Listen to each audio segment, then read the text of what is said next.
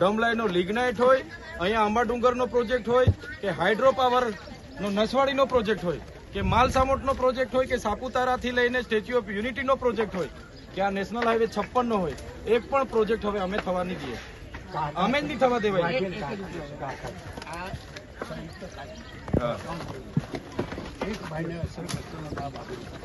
નાના ભાઈને મોટા ભાઈને બાકી નાના ભાઈને આપી દે, એમની પાસે બધા જ પુરાવા છે, છતાં આજની તારીખે એમને આખી જિંદગીની કમાણી બિચારાને ઘર આ તોડી નાખ્યું સાહેબ. મેં વિનંતી બી કરી કે રહેવા દો સાહેબ, હું ખસેડી લો, ફક્ત ને ફક્ત 2 દિવસનો ટાઈમ આપો. અત્યારે બી આ સરકારીનું કામ ચાલે, મોડું થયું સાહેબ. અમારા ઘરને ઉતાવળ હતી બરાબર, શું એક પત્ર મંજૂર તોડી આપણા ઘરોવાળાને ન્યાય નહીં મળશે ને, એમનો એક પ્રોજેક્ટ, એક hotel, resort, safari park, one park બધું બંધ થશે. હા બરાબર. પ્રવાસીઓને અમે અપીલ કરીશું ભાઈ કેવડિયામાં આવતા નહીં, જોવા જેવી થશે.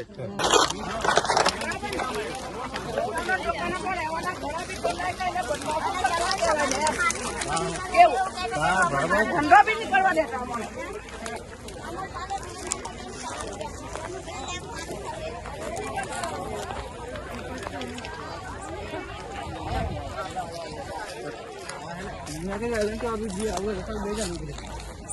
ગામને તો તમે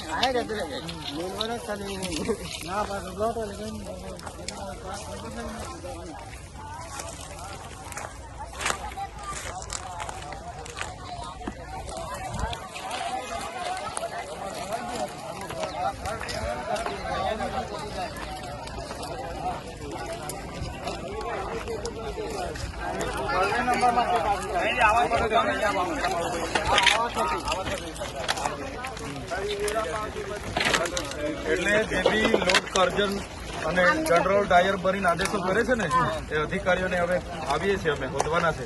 એ જનરલ ડાયરો બનવાની એમની આદત બધી છૂટી જાય. અમને બી પછી બિરસા મુંડા ભગતસિંહ બનતા વાર નહીં લાગે. એ જનરલ ડાયર ને લોટ કરજણ કોણ છે એ અમે કાલે મિટિંગમાં પૂછીએ છીએ. સરકારમાં બેસેલા અધિકારીઓ લોટ કરજણ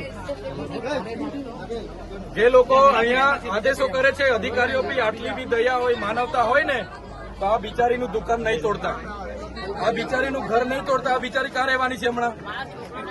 હે, આગળ પાછળ કોઈ નથી. એનું ઘર તોડી નાખ્યું, એનું દુકાન તોડી નાખ્યું. આની પાસે શું માંગે છે સરકાર? સરકાર આની પાસે ખજાનો માંગે છે. આ ધરતીની માટી કેવી છે, આ છોકરીને ખબર નથી કે માણસો કેવા છે. આ છોકરીને હજી